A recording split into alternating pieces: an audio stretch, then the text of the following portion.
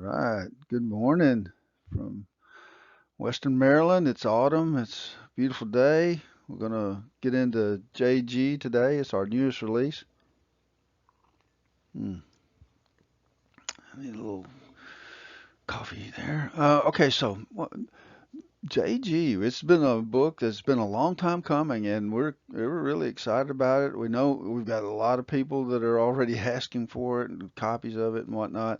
And so we're going to give you guys a little bit of a overview of the book and basically the theme behind it. Uh, JG, it's funny because he was actually someone I met and knew.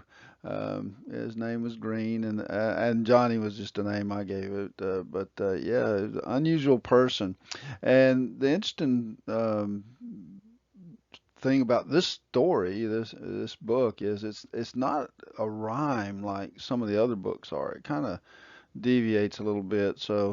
But it's still the words do rhyme, just not the same word over and over, rhyming like in a lot of the other books. But it basically the theme of the book is to being of service to your fellow man and other people that you know and whatnot. And so you have to instill that at a young age. And so without further delay, we'll get into introduction of the characters. Okay, so we have Kiera and we have Johnny, and Johnny is one of our stars, and Kiera is our other star. And so together, the two of them, they are phenomenal.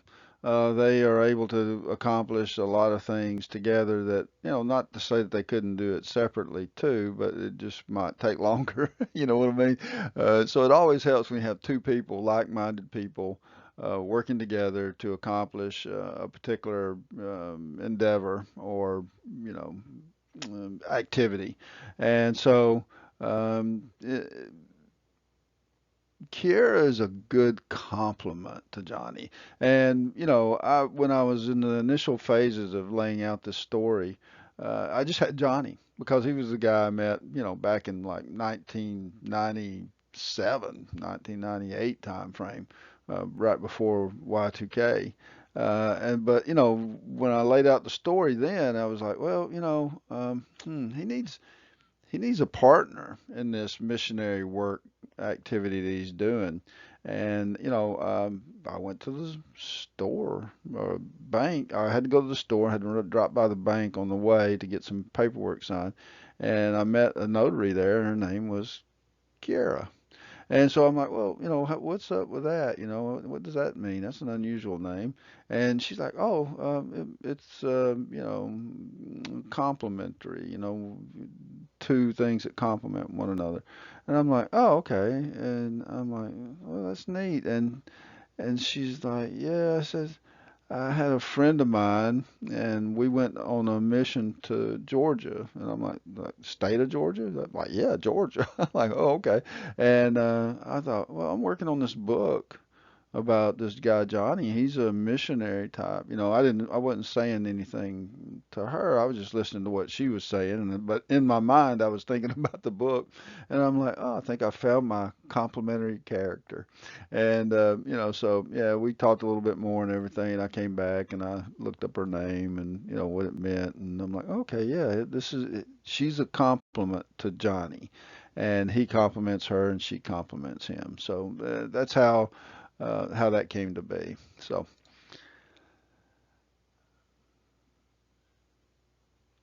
there we go.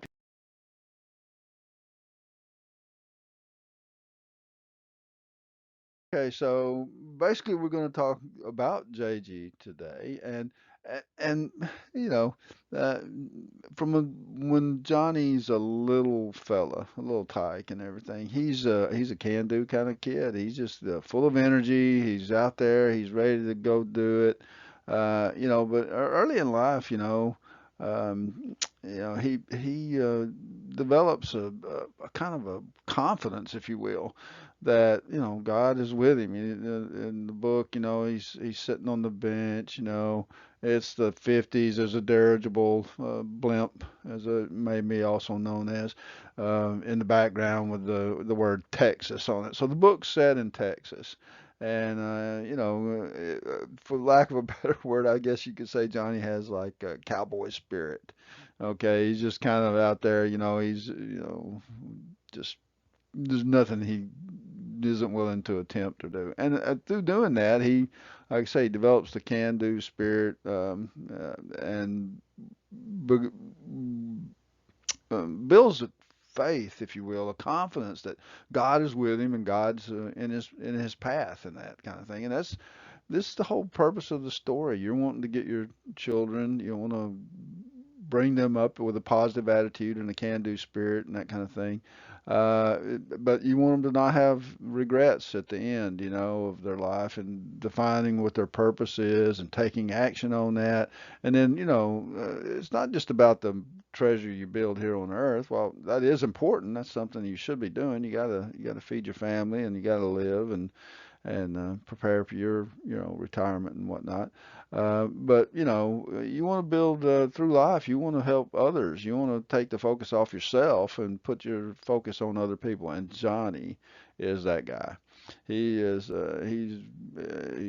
He doesn't spend a whole lot of time on himself, me, my, I, which are basically idols, really. And if you get down to it, and if it's all about you and nothing else, no one else or anything else, then yeah, you have basically an idol in your heart. And so, but in the end, Johnny, he's on his mission to Mars, and so that's why I threw the little safe travels Johnny and crew thing, because through the whole book, story, Johnny travels a lot of different places, and he travels there safely. God is, there protecting and guiding and gardening and making sure that he's in good shape. He and Kara, and during the course of this, he builds a family, so he has children and that kind of thing. So that's basically a little overview of what we're going to cover.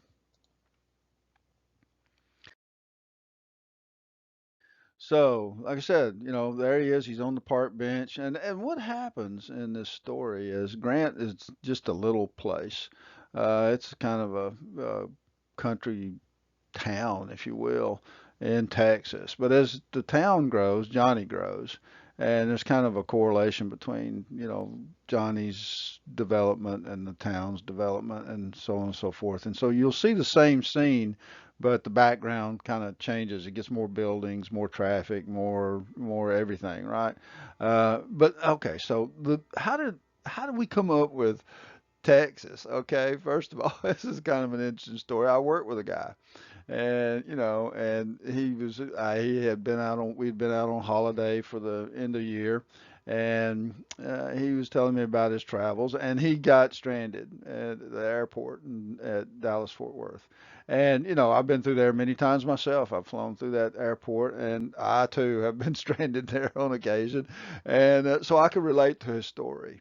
But I thought, well, I'm looking for a place, and I didn't pick Dallas, but his last name was Grant, and I'm like, well, I wonder if there's a Grant, Texas. Well, it turns out there's not, but there is now in the imaginary world. There's a Grant, Texas. I've created this place called Grant, and it's in Grant County in Grant, Texas, and he plays at Grant University and that kind of stuff. He's a football player. He probably plays a lot of other athletics. He's very outgoing and athletic, and but he's smart too. So he's got the best of both worlds, if you will. And so there's pretty much anything Johnny thinks up to do, he can pretty much do it. And so you'll see through as we move through the book, you will see um, Johnny growing and developing. His physical appearance, he grows, but also spiritually he grows. And so the town of Grant has a spirit about it, right? And so it too is growing and evolving and becoming more of what a godly place would be. So I wanted to put this in here because we're talking about growth and we're talking about how to, people who read, and this is why you want to instill in your children at a young age to be a reader, because readers eventually wind up being leaders. They wind up being the people who, uh, you know, for better or worse, affect change in society and in humanity itself. I mean, there are many people who based upon the books they read and things that were presented to them in their youth, grew up to make significant changes in the world. And so I threw this quote in here by this guy, Charlie Tremendous Jones. I actually met him one day in a motel presentation. He was talking about, he was a motivational type speaker, and but he said the only real difference, the only difference between you today and you 5 years from now is the people you know and the books you read. And I got to thinking about that. I'm thinking, well, that's true, And so if you're reading books that are, scary books or not, well, I don't know what that does. I don't know if that helps or not, as far as societal growth and influence goes. But if you're reading more positive things, and this particular book, yeah, is a positive book. Okay, it's a good book.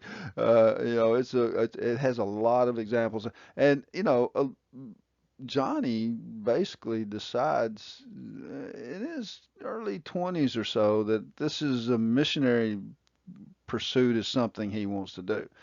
But he's kind of sort of been developing into that quite a while. I mean, through his other life experiences, trials and determining, oh, I can do this, I can't do that, knowing what his limitations are and that kind of thing. And he developed, like I say, the can-do attitude, the confidence, if you will, the cowboy spirit. He has all those things. And so, but he's just been reading basically what, the system gives him to read until one day he meets Siva. And so here we are. He's out there and he sees this marquee sign. And he's it says, "Expand your knowledge." There's a lecture today, Siva Elder on no red leaves. And so this is where Johnny is today. He's a on this page. It's fall. It's autumn, if you will. It's the leaves are changing colors. They're red colors. So I put the little red leaf up there because it's autumn here.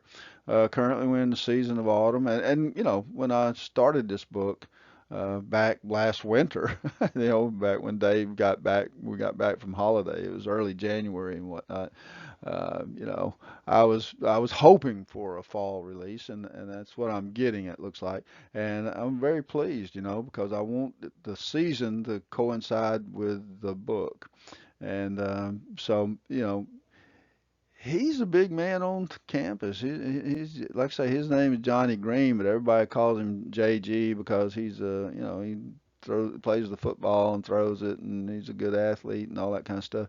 But he's developing a habit. He's deciding. Oh, I got two things I want to do. I want to cradle this football. I want to. I got to learn to hold it and not that it's comfortable in my arms, and it actually comes in handy later in the book that he's developed this technique.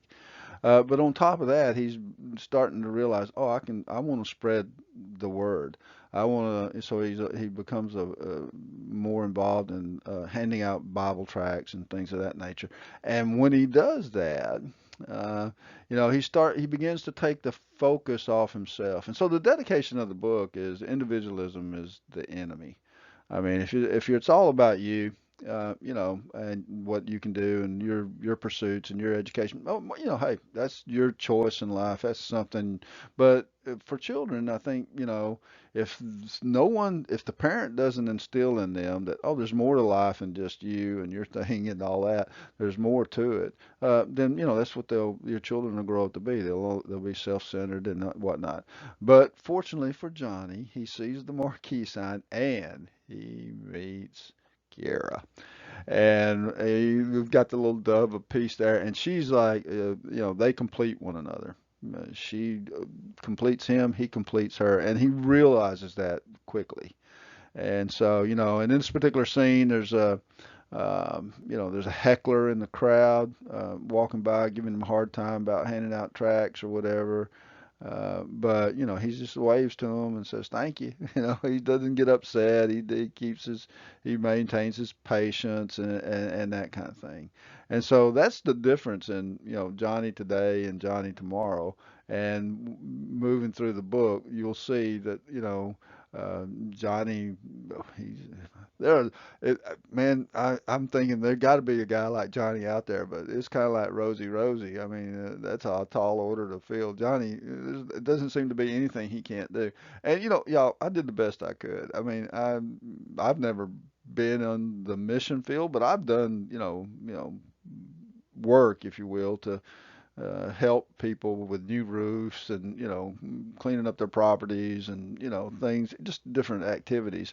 And there are aspects of that I could do, and there was better left other parts of it to other people. And so, but the book is just attempting to demonstrate, oh, these are things you could choose to do, not that you could do all of these, and to throw out some ideas. And so, and then on top of that, you can't, you're limited by the number of pages in a book. So, yeah, I mean, this is just a sampling, a small sampling, if you will, of things big and small that you as a person could do to help other people in life. And so don't think of the book as oh, this is all there is to missionary work. I'm sure there's more to it. I know people who are in the mission field. They travel from country to country. They see a lot of different things, and they participate in a lot of different activities. And some of the stories the one lady tells me they're just wow, unbelievable stories. And so we support her, and we're big shout out to her. But anyway, he finds this book, Red Leaves, Siva Elder. And so this is a kind of an interesting little palindrome to me because it's the same backwards and forwards. I like to do that a lot. I like to, Siva Elder on No Red Leaves is the same backwards and forwards. And so if you read it that way, so he has Red Leaves by Siva Elder. And Siva Elder is just a person I made up. And apologies to anyone named Siva Elder if you didn't write Red Leaves or whatever. But so he's reading this book, and so the thing about I liked about this scene is I put the star in it because that's what really and truly you're supposed to be focused on. There's a coming kingdom that's Yeshua, Jesus, he's coming back to the earth to establish his kingdom here, and you're going to be a part of it. And so all of some of the other stuff you're doing. Well, you might want to think about that. I mean, is that really going to bring glory to the kingdom, or is that going to be something? And so, um, in this particular scene, he's there. It's a place where they uh, give food to people from the food bank. There's clothing available, that kind of thing. And, we're commanded to help feed people. If somebody needs a jacket, give them a jacket. Now, we don't have to necessarily build them a house, but I don't have anything with our ex-president and the work he did. So nothing against that. The work he did to help build homes for people. I think that's a good thing.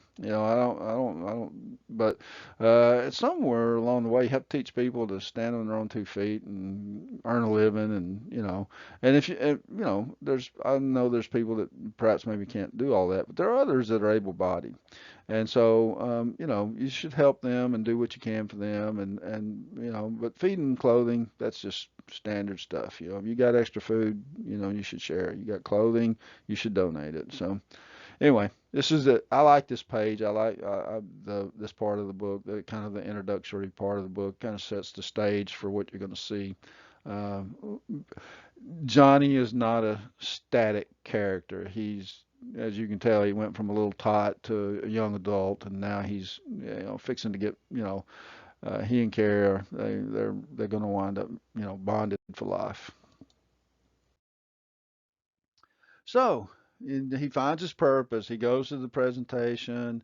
Uh, it, there's a scene where Siva comes up on stage and that kind of thing, and Kiera's there with him and that kind of stuff. There's also a model of the Bethlehem station on the stage. Bethlehem Station is in the Jane book, Jane and Trumpet Train. This is basically Jane over here in the lower left over here.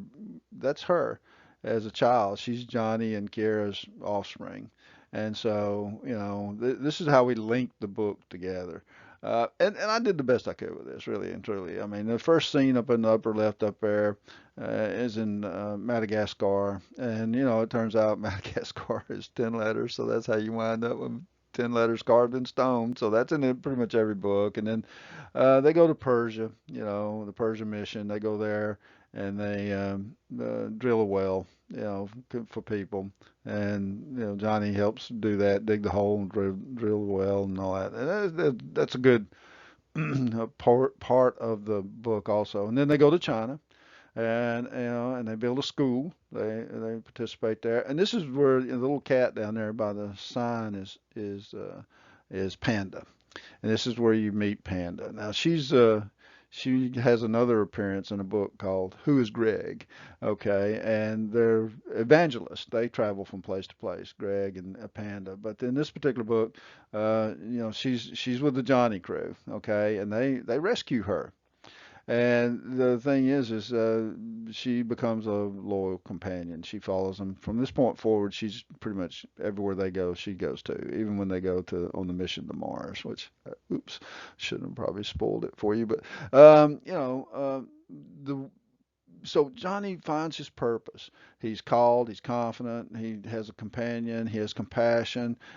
He's complete now. He's in a position to be able to give his full and complete, total effort, focus, if you will, to the work of the mission field.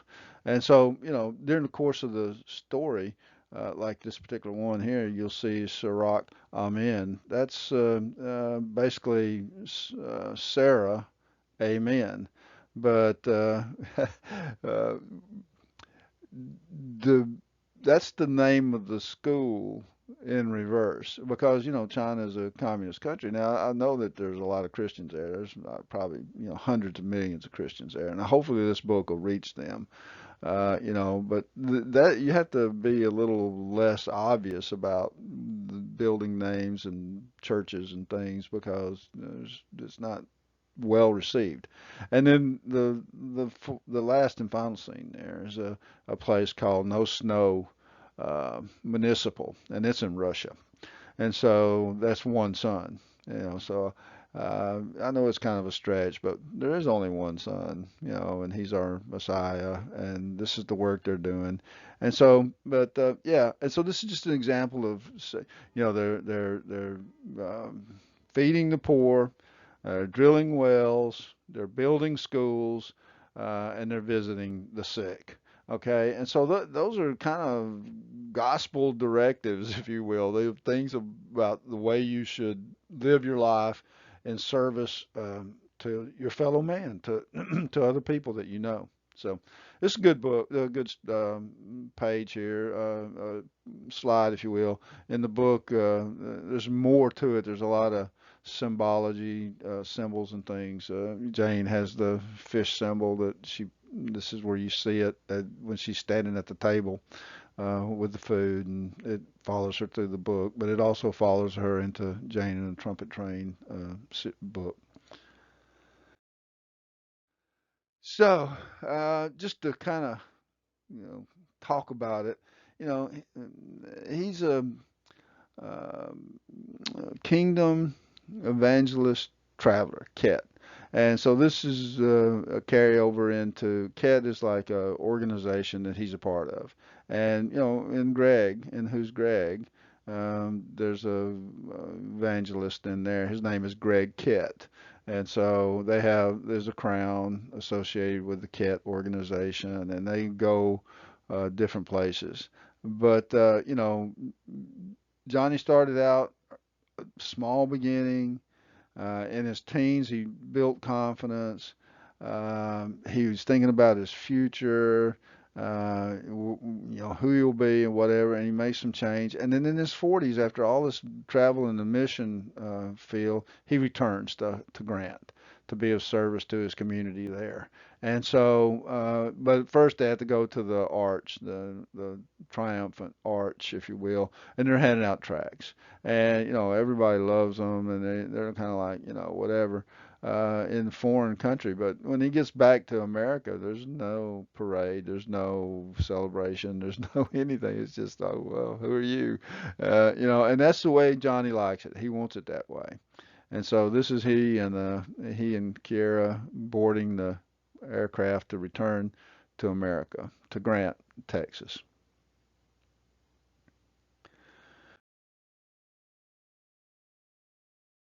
And so he gets back, and you can see, wow, boy, Grant has grown from from the little park bench in the early part of the book to when he comes back in his 40s and stuff. Grant is developing into quite the metropolis. Okay, and so like I say, he goes to a benefit concert, and the interesting part about this is, they can all play, but they can't sing. And so they have to hire a soloist to sing the songs that they're playing. But it's a benefit to help everybody, the community and whatnot. But not everybody can play and not everybody can sing. And there's some people who can't do either. And I'm one of them. I can't sing, I can't play. I mean, I guess I could if I focused my attention on it. But I'm thankful for those who can. There's really good, Christian music that's out there to listen to, and then, but it's like anything else. You have to kind of like look at what you're listening to and make sure it's appropriate for your, children and for your family, and that's your choice to do that. But anyway, Johnny comes back, and I put the little menagerie up here because.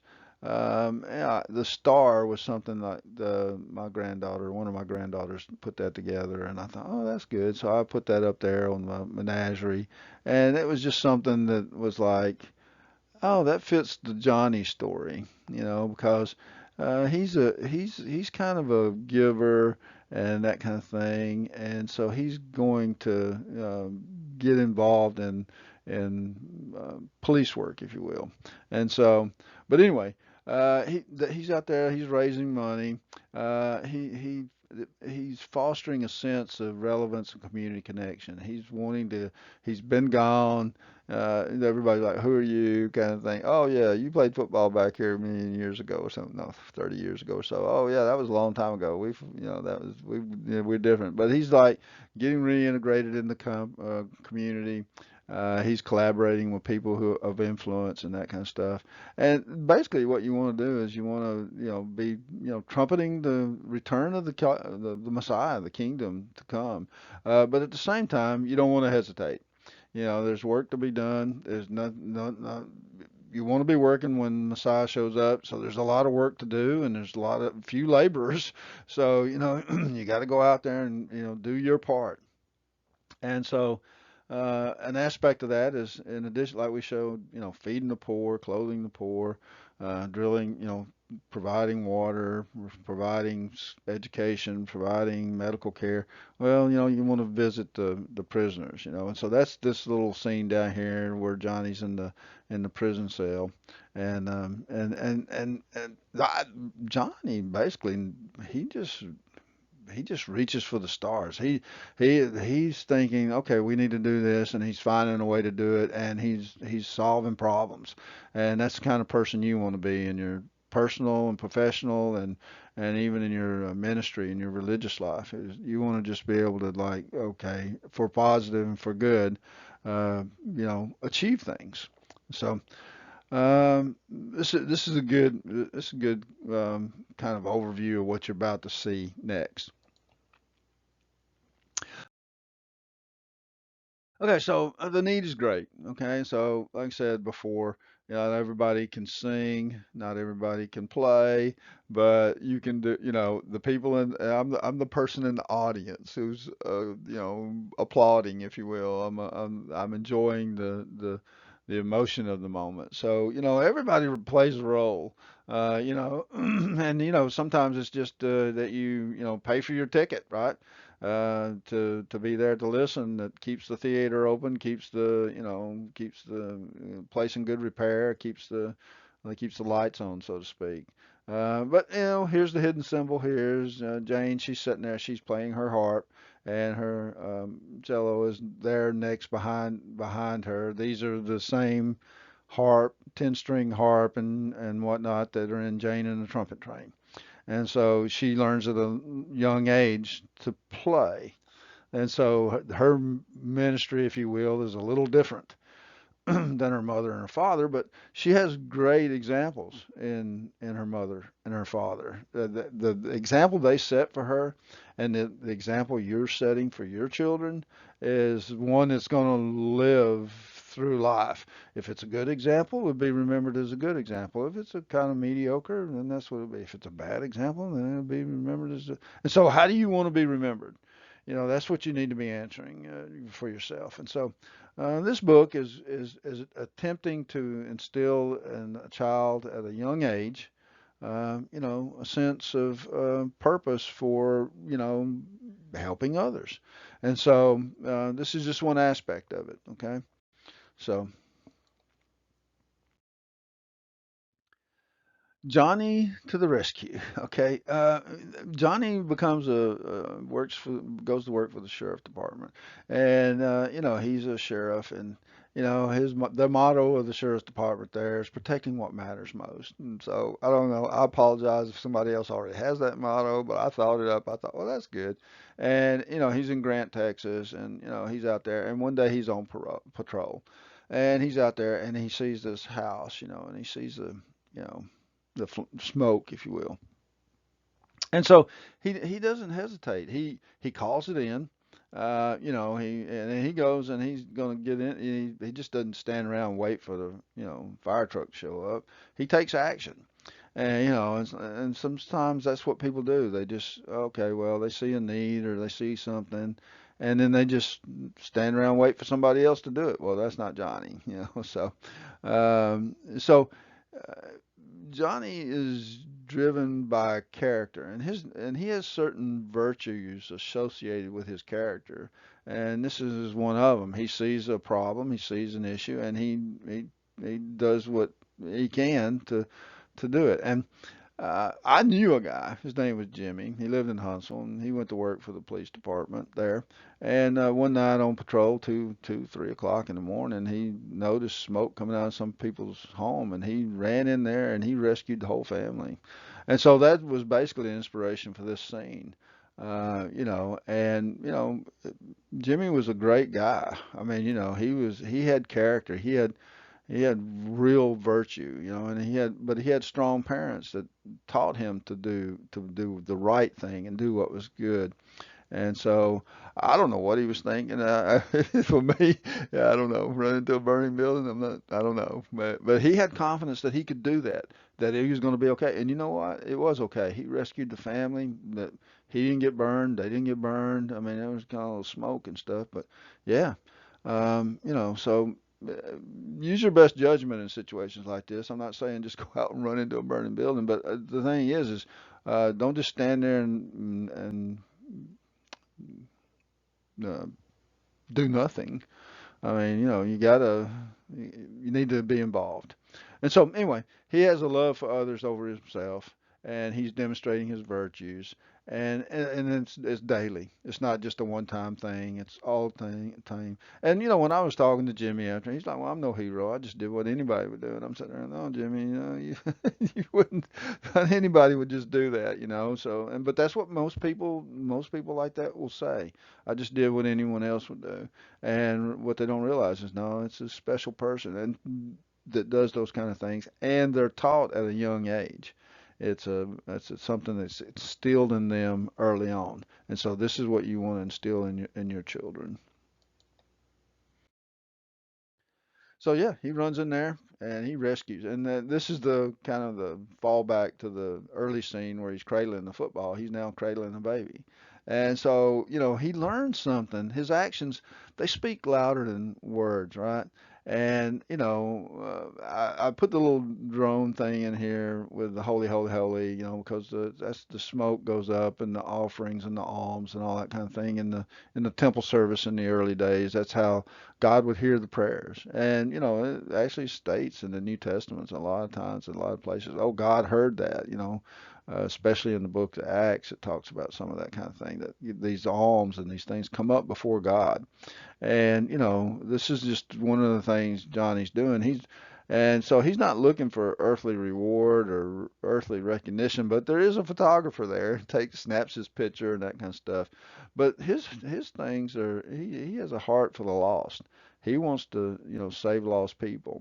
And God sees, like, he's not really thinking about God's watching them, but that's what you should be thinking. God sees everything, and good and bad, and so it all goes in the book of life, if you will, and it's all recorded. And me, you, everyone, gonna give an account someday. So think about that. But in this particular scene, I have a farm. I have goats, a lot of goats. Not as many goats as I used to have, but I have goats. And when you get a group of goats together, it's called a trip. And so there's a sign there. It says a trip family. And the thing is this is symbolic in a lot of ways. Yeah, this is a physical thing where Johnny rescues the people from a smoky house, burning house, and this, he's perceived to be a hero for that when he's just doing what anyone else he thinks would do. But a group of goats is called a trip, and so there's a little scene here where there's sheep on one side and goats on the other side. And people who are well versed in the Bible know that that's basically the way it's going to be divided in the end. There's going to be goats on one side and sheep on the other. And sheep enter into everlasting life, and the goats don't. They're symbolic of the lost. And so the thing is Johnny's out there rescuing the lost. That's the whole symbol behind this. And it might be obvious to the parent, and but it might take a little explanation to the child what's going on, or they may just realize it later. For now, they may just think, "Oh, Johnny rescued some people." But yeah, this is we did the best we could to make this scene something that's not a problem. But if your child is sensitive to things that like smoke and stuff, then maybe perhaps you might want to just skip over this page. But yeah, I think it's a good scene. I think it brings forth a good message. But above all, don't stand around and wait. Now's the time. So, in addition to that, Johnny, he now his next thing is he goes to the prisons, and I got to thinking about this quite a bit on some of my walks that I take around the property and whatnot, and I mean, the prisoners are, the way that this particular scripture, 13:1 through 3, King James Version, talks about basically, ministering to prisoners, people who are imprisoned. Okay, and so, but the fact is, the reason you should, do this and minister to these people is you may actually entertain an angel or something along the way too. So I'm thinking that, prisoners aren't exactly all alone. There's probably angels in there amongst them. They just don't know it, looking out for them. So if you know somebody that's in that type of environment, just, believe and think that God has an angel there in there looking over and protecting and guarding them, to help them get through this. The other thing that kind of came to me is there's a couple of free beings here in this scene. One of them's Johnny, and the other one is the cat. And I got thinking about that on my walk. It just came to me, and I'm not sure if it's a revelation from the Spirit or what it is. But you know, Johnny rescued the cat. He rescued the cat, and that's what God does. He rescues us from ourselves, basically, from our destiny that we're potentially going to have in front of us. And but once the cat's rescued, well, it doesn't want to leave. It loves Johnny. And when God rescues us, we love God. He loved us first, but we now have an appreciation for what it is that was done for us through the atoning sacrifice. And, we have an obligation to go out and spread the gospel. And so this scene is symbolic in a lot of ways. These are prisoners, and it doesn't really come out and say, oh, they're slaves of sin, but, that's basically what they are. And it doesn't mean they can't change, and it doesn't mean that God doesn't love them and that kind of thing. It's just, they haven't accepted yet. But, you can tell the gospel message, if it's missing, if whatever it is you're involved in, if it's missing, if they're not talking about the gospel, and it doesn't involve the creation and the fall and the state that we're in and the sin state we're in and the resurrection, the atoning resurrection of the Son and forgiveness and faith, then if one or more aspects of that is missing, then it's not the same gospel, okay, as what is presented. So you're just advised that to beware of that, and to if you should be, if you're going to be in a position to teach something to your children, you should know what all the parts are. And so that's why I said, okay, you be kind, have a love for one another, spread the gospel message. This is what the gospel message is. But realize if you're still the only, and this is difficult for people sometimes to take and understand, is the only people who are free slaves are people who are free. Okay, so Johnny's free, and so he does as commanded. This is his one of his things and that he does. He goes to the prisoners and he tells them, oh, you should love one another because God loved you, and so it's that kind of thing. And but there next to it is the paper of the photograph of him. And now people in Grant are like Johnny for Congress. Okay, so ain't that the way it all goes? So you do something, the next thing you know, oh, they want to, politics or whatever gets in. But, I don't think Johnny's having any part of it. But he is kind of like, wow, I made the front page, how could that happen? And so that may happen to you. You may wind up on the front page for a good reason, not for a bad reason. And, just don't let the pride of life go to your head. Johnny does not let pride overtake him. He stays humble. He stays doing what he's doing. And, I threw that in there because a lot of times people kind of get going with that kind of thing. Looking at, like I said before, I, me, my, and they get self-focused. Not Johnny. He stays on track. He stays true to his mission.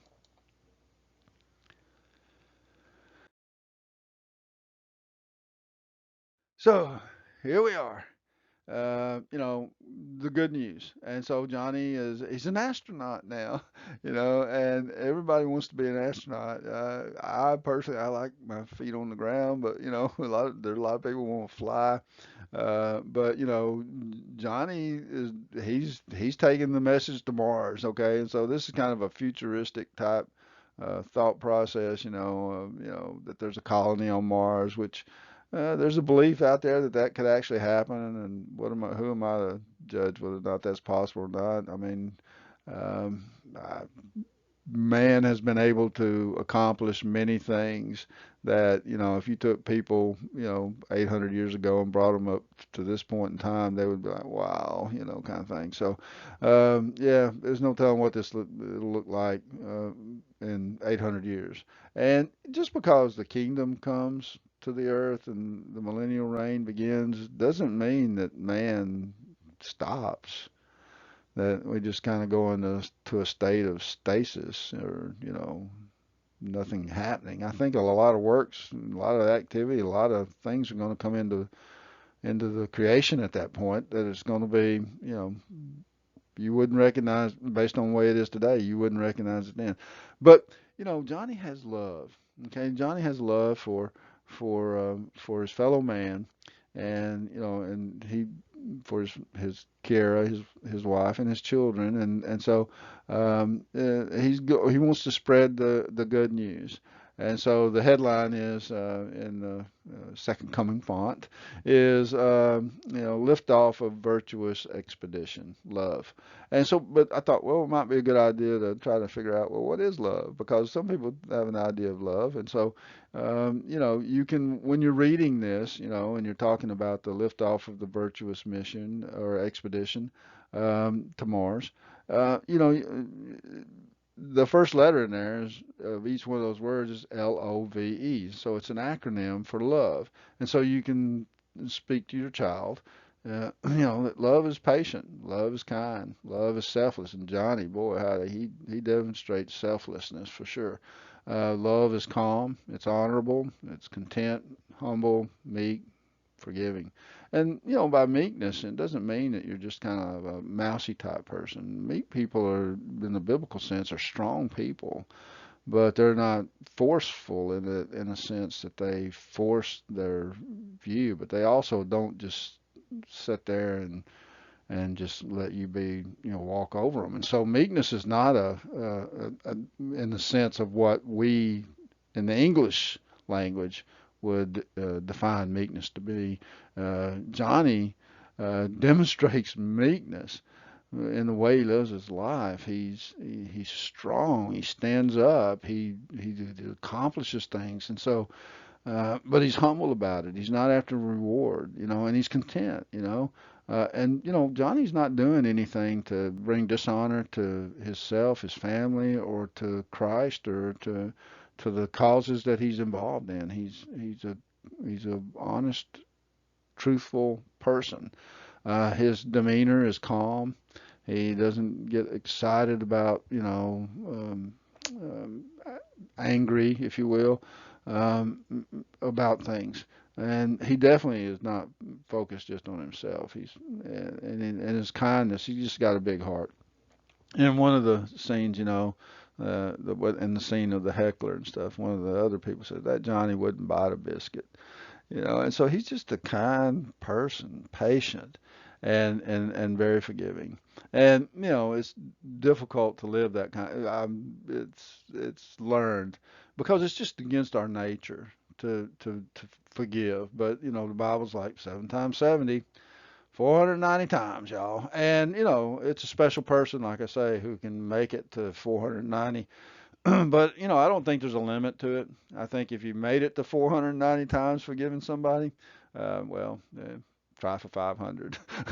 I mean, just keep going, By then, you surely will have developed the habit of, forgiving spirit and that kind of thing. But it's not in our nature to just be, forgive, forgive, forgive for the same or similar type events over and over. But it goes a lot better for you as a person spiritually and physically in some sense to be a forgiving person because you're just not carrying that around with you. You're letting it go. And, we kind of touch on that in Snowflake, which is another book that's coming up here towards the end of the year. So, but the character in there, the main character, Clint, he has to learn to basically forgive himself. And once he can do that, then, and recognize what he is. And so maybe that's, start there with yourself. I mean, this is one of those times where you might want to, where I kind of might apply. Forgive yourself, don't carry around the baggage of the problems you've done. Forgive yourself, repent, and change who you are. And that character in that book, he goes around and he works to pay his debts. And so in the physical world, that's something you can do. In a spiritual world, you can't, there's nothing you can do to pay that debt. Okay, somebody else had to do that for you. But this is one of the instances where you can work to pay your debts and make amends with people. And, if there's anything that's you or that you've done, work to make it right. If it's something that someone else has done and they're not working to make it right, well, forgive them anyway. Okay, you forgive them and you move on. It doesn't mean you have to stay there and just continue to be a doormat, but at the same time, you don't want to carry that around. So anyway, that's Johnny, and that's what love is, and this is the motivation, if you will, behind why he does the things he does. And so the adventure continues. Johnny and them are blasting off. They're headed to Mars. They're going on the mission there, but they'll eventually come back, and we have another book planned for them. They're going to go to the mission field down in Nicaragua and set up a mission down there, an orphanage, if you will, or kind of a school, kind of like what they did in China. And so it's going to be a great book. I got a Christmas card from one of my. I have a lot of kids I sponsor in the world, and one of them is in Nicaragua, and he was talking about going to Mount Pinatubo, or I forget the exact name of it, but there's Concepcion, and there's this huge freshwater lake down there, and this is a place he wanted to go to, and I got me curious about it and everything. I started looking it up, and I was like, phenomenal. I mean, I don't travel a lot, but that would probably be one of the places I would go to if I had an opportunity, assuming, political things were okay. But yeah, it's huge lake, and these huge inactive volcanoes are there, and it's like, wow, it's just an impressive scene. And so the book is set there in that general area, and the journey these guys, this orphanage, these all go on. Johnny and Kiara are there, leading the way. They're there instructing these people. They never tire doing good works for the body of Christ. And so anyway, that's JG. It's a good book. It's a good read. It'll be probably released by the time this comes out. And so, a great addition to your library. The lady I was talking about was looking for. She has all the books already, so she wants to get more of them. I'm like, well, these next two are right up your alley. Since you're out there in the mission field already, you're going to really like these. And if you got ideas, about how we can, touch on other subjects related to mission work or evangelism or whatever, I'm open to hearing them, and I'll do what I can to, fold them into other stories or whatever. So, but this is just a sampling of what it would be like to be a missionary from my perspective. And so it's not to say it encompasses everything, but it covers the gamut of, in general terms, things that we should do to be to love, to show our love for our fellow believers and fellow man. And so, yeah, we're here. I wanted to take an opportunity, just, every so often we introduce a team again, because as we go along, our business, our book sales grow and our subscribership grows, and people may not know who we are and that kind of thing. So that's me over on the left over there. I need to get an updated photo because that tree is huge now. That was about 10 years ago. So maybe I'll get the same hat and different shirt and whatever. That's my wife. That's when we went to the Grand Canyon out there. And my daughter Sarah, she's the one that pretty much puts the videos together. She's gonna take this and she's gonna put a front end on it and probably an advertisement on the end and that kind of thing. And then there's little E here. She's about 4 years old now, so we probably need to get an updated photograph of her. But she comes down and she looks at the books. And in this particular book, she looked at the fire scene. And in the original scene, little girl was crying. She's like, "What's wrong?" I'm like, "Well, their house is. Oh, I don't like this." And so we had to kind of change it, because I mean, she's 4, but she has empathy, and so from an adult perspective, you think, "Oh yeah, that's normal. That's what probably should be happening." But from a little kid perspective, this is real. These things they see in these stories. I mean, what you guys got to realize is it's difficult for them at a young age to separate reality from just, the imaginary world or fantasy, if you will, and fictional characters. And, Johnny's a fictional character. He has attributes and traits of a lot of people I have met in life. And so the thing is But she helps. She looks at the books and she likes this or she wants to change that or whatever. And we look at it and go, yeah, that'd probably be a good thing to change or that'd be something good to add. And she's not even four, y'all. She's not even 4 years old. So I mean, but this book passed her check, and so it's probably gonna be okay for your family too. Anyway, that's the team, and they're an awesome team. Okay, they're really there's no one person can do everything, and so everybody contributes in their way, their portion, and at the right time. And so it's a big applause and thank you to everybody who helps make all of this possible. These books don't just happen, y'all. I mean, it's work. It really is. It's a lot of work, but it's fun work. It's good work, and work should be fun. If your work's not fun, maybe you might want to think about finding work that's fun. Okay, so just want to say thank you, and just realize, it's autumn, and it's the red leaves are there, and they're falling, and it's time for reflection. But at the same time, there's a role that you have as a parent, and that's my granddaughter and I. She was out here at the farm, and we were going for a walk, and I got her by the hand, and we are walking along, and somebody snapped this picture, and I thought, well, that's what you're doing. You're leading your child, and you're got it there. You got him by the hand, and right now, Grandpa's the greatest thing in the world, right?